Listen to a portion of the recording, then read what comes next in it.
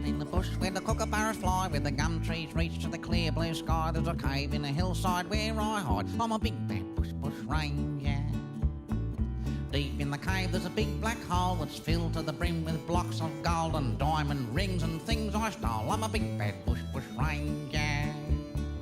Late at night when the sun goes down and everyone's asleep in town, I count all the money in my dressing gown. I'm a big bad bush ranger. I'm a bush ranger, running from the law, living on danger. Bang, bang, hands up, stick 'em out straight. I'm a big bad bush ranger. Got a rope and a whip and a gun, of course. I'm chased everywhere by the bush police force while I ride through the night. I'm a big black horse. I'm a big bad bush ranger. And when the townsfolk see me ride, they lock all their doors and stay inside and find a place that's safe to hide. I'm a big bad bush ranger. I ride 30 miles through the wind and hail to hold up a bank with the Royal Mail. I give all my money to my girlfriend Gail. I'm a big bad bush ranger.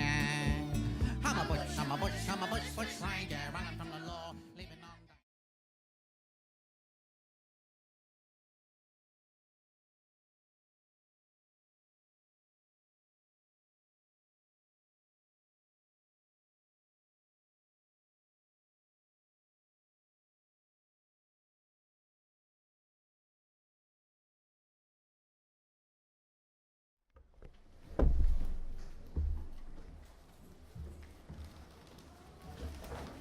Come all, you gallant bushrangers, who gallop over the plains, refuse to live in slavery or wear the convict chains.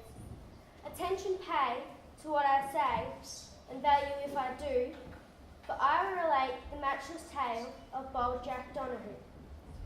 Come all you sons of liberty, and everyone besides, I'll sing to you a story that will fill you with surprise, concerning of a bold bushranger, Jack Donahue was his name. He scorned to humble to the crown, bound down with iron chains. All stand, this court is now in session. His Majesty's servant, Justice Stephen.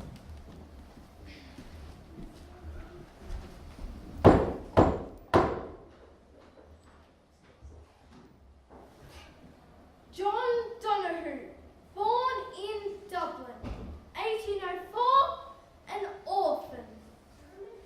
Graduated in crime from a pickpocket upwards to a burglary in which he was concerned resulted in a sentence of transportation for life.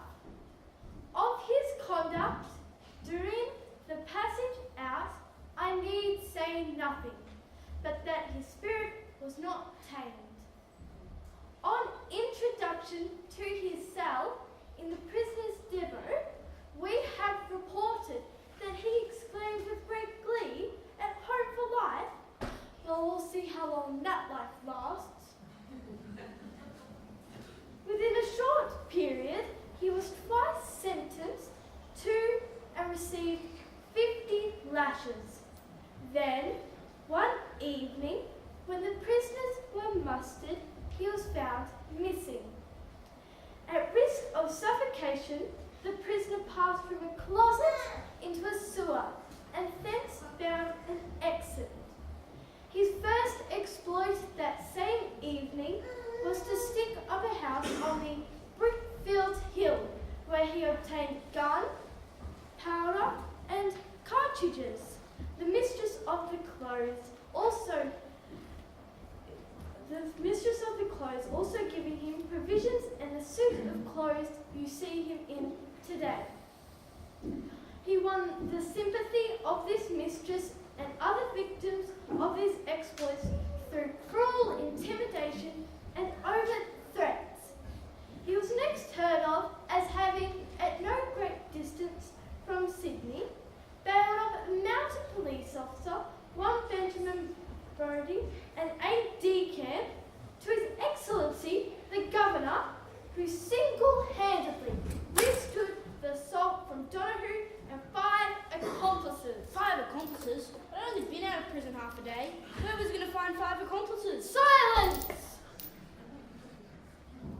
Brodie withstood the assault from Donahue and 5 accomplices who relieved Mr. Brodie of his horse,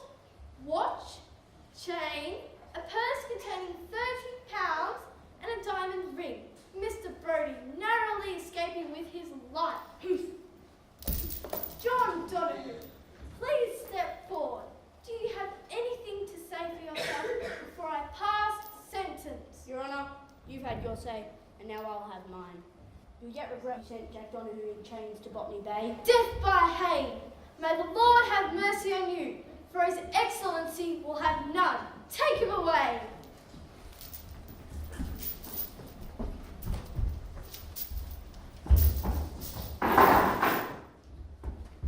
He's gone away. After him.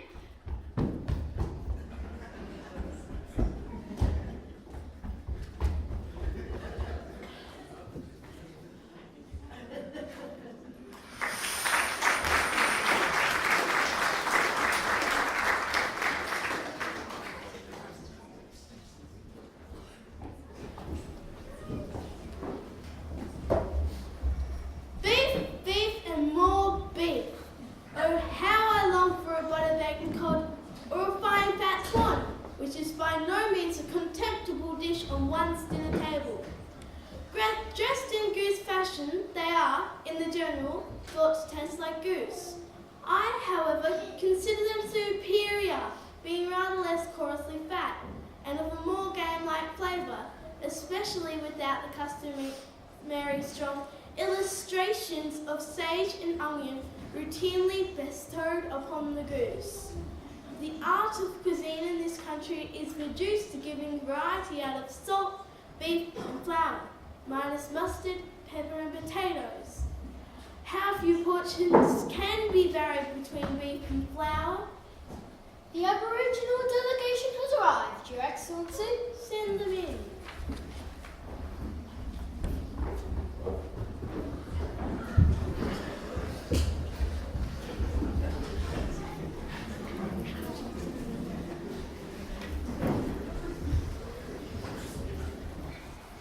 We wish to make you happy, but you cannot be happy unless you imitate good white men.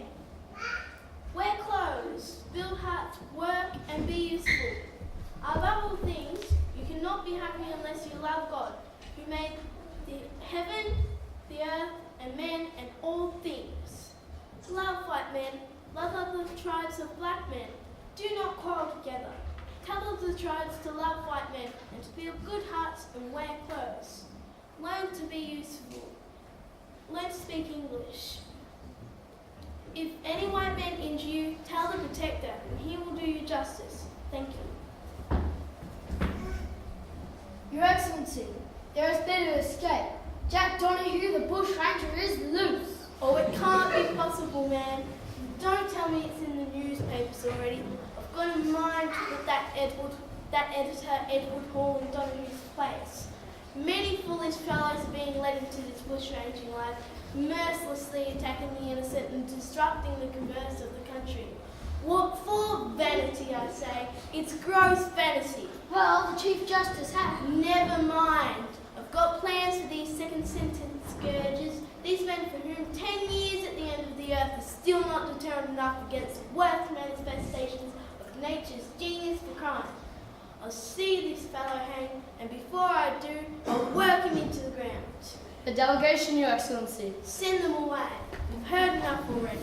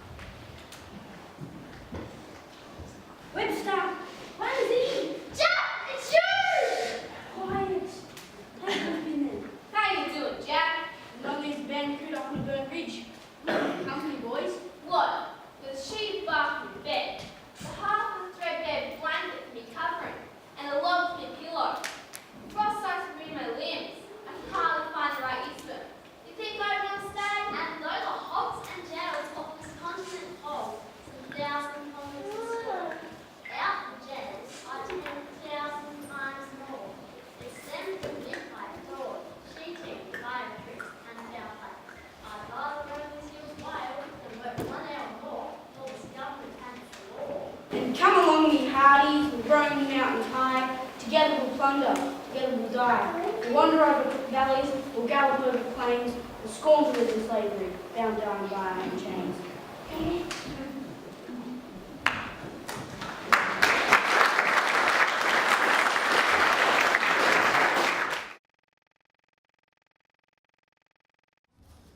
For the governor and his wicked cronies, the less said the better. Silence is next to godliness, or so he would have it. If I were governor, I would make the... But no.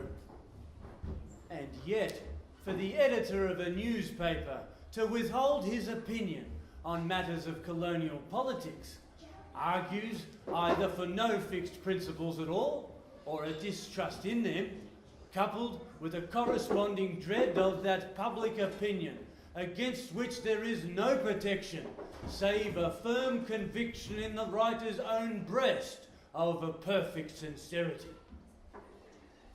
In every situation, we have found plain dealing to serve us in better stead than attempts at concealment and mental reservation. Here at the Sydney Monitor, we extenuate nothing, nor do we set down aught in malice, just plain facts and clearly worded comment that the common man can understand.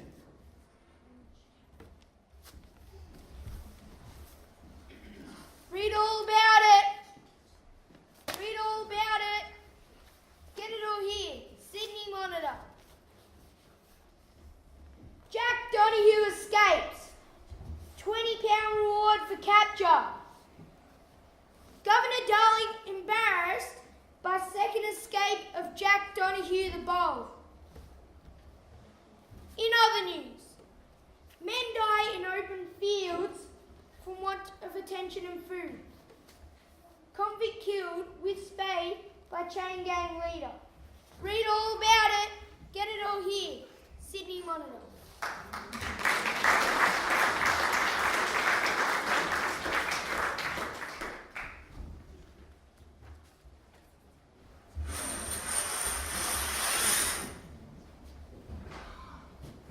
With me, my little brown flower bags are sitting on the stump. With me, my little tea and sugar bags and looking nice and plump.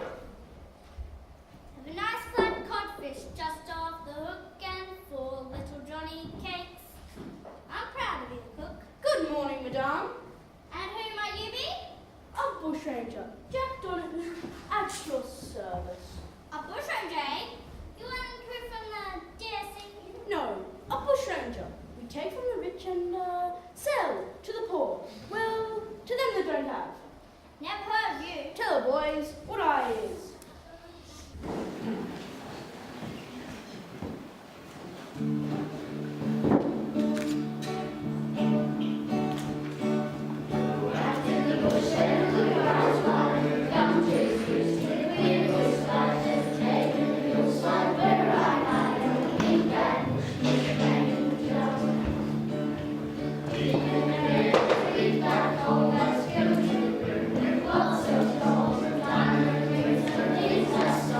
Be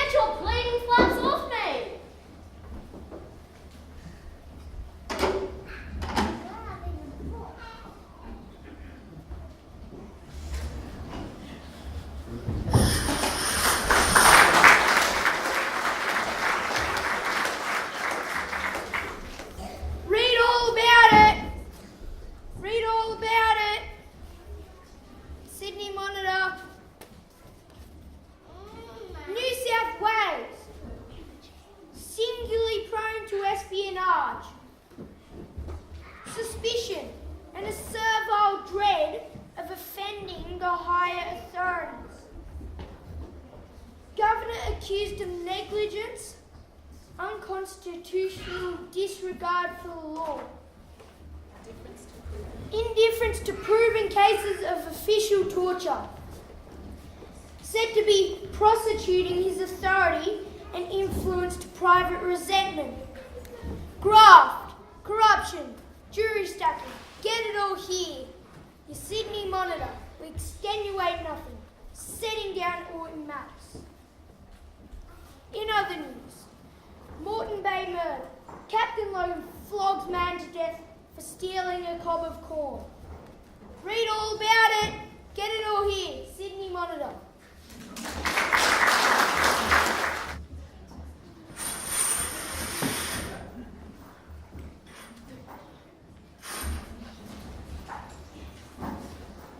The bushranger is excited to his exploits by the songs and sympathy of the common man. The woman too.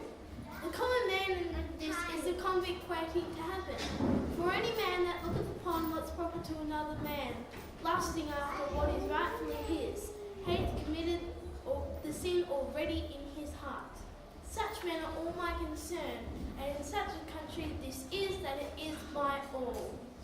Men that have never worked and never will. Nature is nature, man is man, and the natural man hath no more discipline than the unruly tea tree scrub that fences this desert continent. The Monitor, sir. We have executed your warrant against her editor. Edward Hall is in prison. You can rest assured we have taken care of all the necessary precautions. Oh, thank God for that. At last we have some peace in the district. But there is more, Your Excellency. Well, the Governor has seen fit to once again threaten us newsboys with blasphemous and seditious libel. This is my 7th prosecution on that offence. This prison cell has become my second home.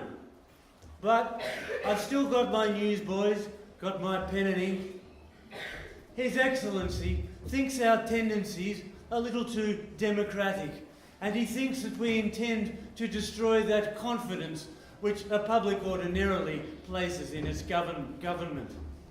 Well, sympathy for rank in some men's minds predominates above a love of justice. Too often in this town, the test of justice is a play or drama in which the form of law is represented merely for the sake of decorum.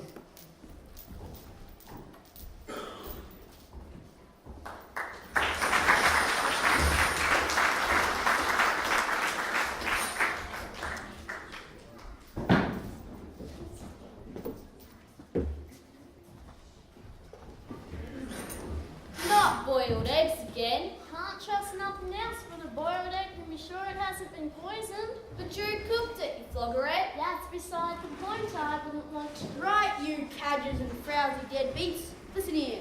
Said about setting down the rules of this here gang. Webster, read this. Can't read. Ramsey. Radio, boss. 1. No member shall be over 100 years old. 2. Each member to pay 1 pannikin of flour entrance fee. Members who don't care about paying will be admitted free. But we ain't got no flour. 3. No member shall pass any station, farm, boundary rider's hut, camp or private house without tapping and obtaining rations and handouts. Now I see we're going to get the flour. 4. No member to allow himself to be bitten by a sheep. If a sheep bites a member, he must immediately turn it into mutton. To go with the flour. And the flour makes dumplings, which means no more eggs. Would you two quit thinking about your stomachs for 1 minute and read on? 5. No member is to look for work or accept work of any description. Members found working will be at once expelled. Absolutely. Excuse me, Jack. I thought me up a law of my own. Any member who deframes a good cook will be expelled. But you're not a good cook. That's why I don't want to be expelled. I don't get that. Quiet now. You're a coach approaching.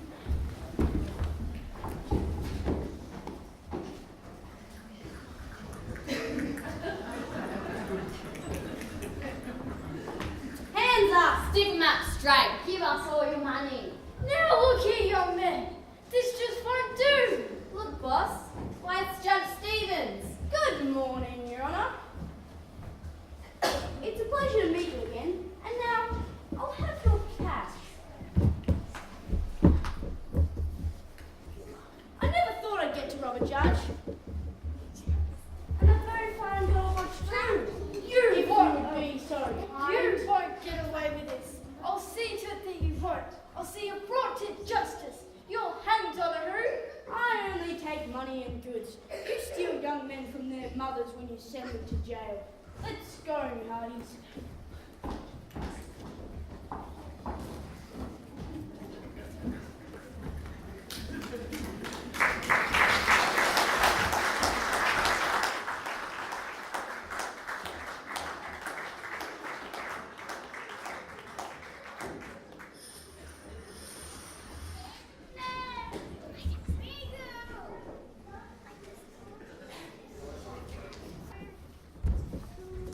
Get your latest edition of the Sydney Monitor.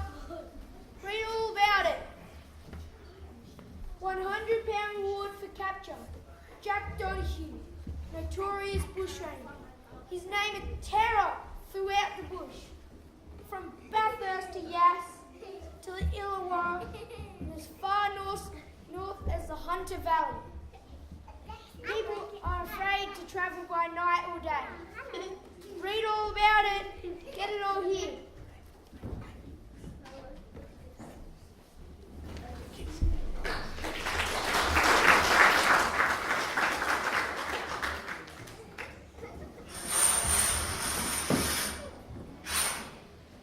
That's a mighty big load for a pretty young lady to be carrying. Here, allow me. I can play the gentleman as well as any man. Well, if you insist, why thank you. Where are you heading with all these treasures anyway? Must be a mighty big do or something. How much and all the hobnobs go in, I have? It's an annual fundraiser for the Christmas charities. Governor is in attendance. Better watch my P's and Q's then. After you, my lady.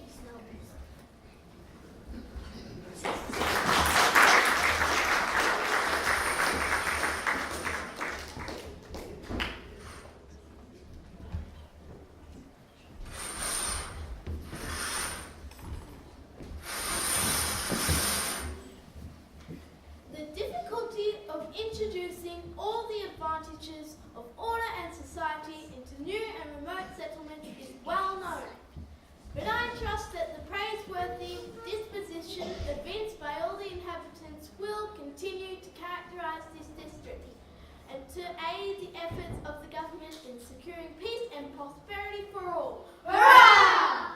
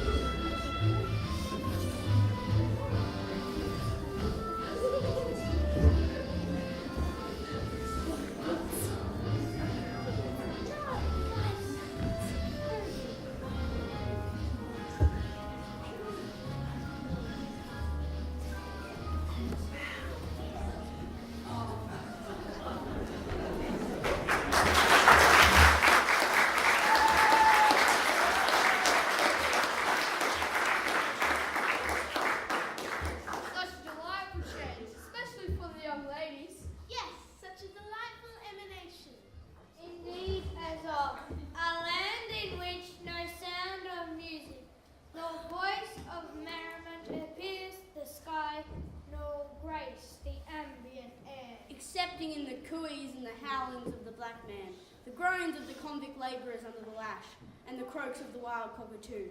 They've not got ears to hear, nor hearts to feel.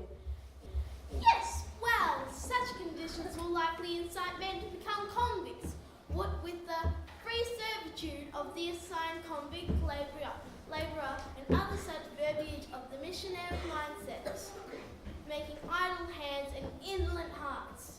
Gentlemen, I am not an advocate of the modern trends and reformation of character. The condition of the assigned convict in New South Wales is better than that of the farm labourer in England. He is better clothed, better fed, has many comforts and means of amusement.